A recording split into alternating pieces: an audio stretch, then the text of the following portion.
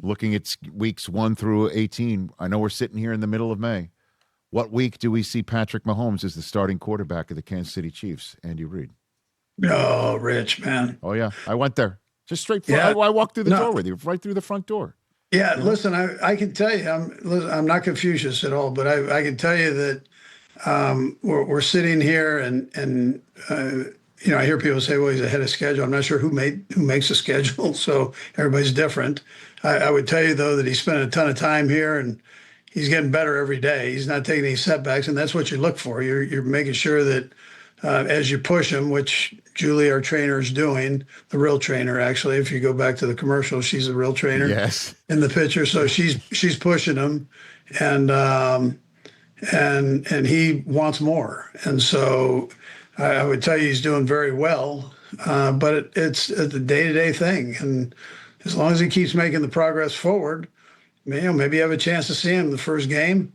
But again, we'll play that as we go. Well, in my world, where I sit in front of a microphone and talking to people, television, this, that, radio callers, and things of that nature, basically outside of your world, the notion that the league, the NFL, and its schedule makers put your team at home Monday night, Denver Broncos defending AFC West champs in your house in week 1 means the league believes Patrick Mahomes will be the starting quarterback that night and might have gotten some sort of indication.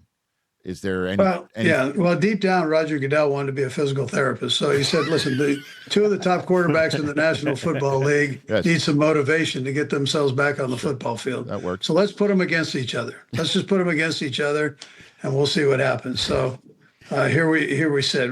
But we wouldn't want it any other way. I don't think Denver would want it any other way. This is a great thing, and if the guys can be there, they're going to be there, and both of them are great competitors, and we'll just see where it all goes. What do you? Obviously, you're going to take the cue from, as you mentioned, trainer, medical staff, and again, this is not your first rodeo on this front either, Andy Reid. But what do you want to see? Your eyeball, your gut, your feel. What do you want to see from Mahomes?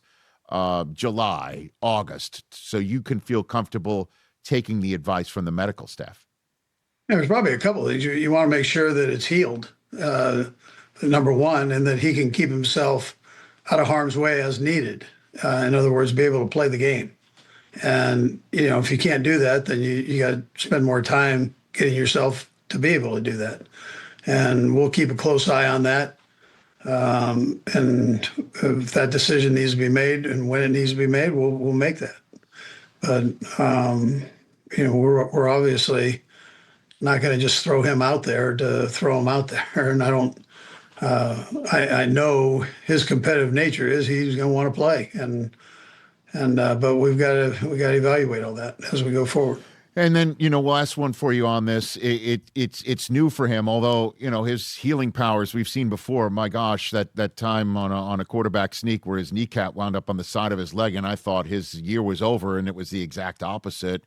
That said, what are you seeing from him in his rehab when he's around and how he's attacking it? If there's anything different, any sort of sensibility you see from him differently with a chip on his shoulder about this injury potentially? It's funny you mentioned that game. That was in Denver, by the way, and right. and so he was trying to talk me in at halftime of going back in the game.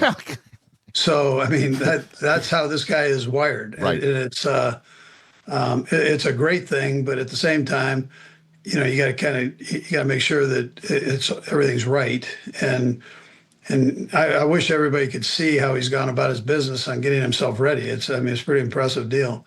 7 hours in the building every day. Every day he's in here and going and working. And so, but at the same time, he's still got a lot left in his career, and you don't want to put him in a bad position there. So we keep a close eye on it. We got great people here that do that, and with our trainer, Rick Burkholder, our head trainer, our medical staff, doctors, and Julie is, I'll put her against any PT in the league. She's a good one. Hey, you made it all the way to the end. Thanks for that. Check us out every single day streaming live on Disney Plus and the ESPN app 12 to 3 Eastern.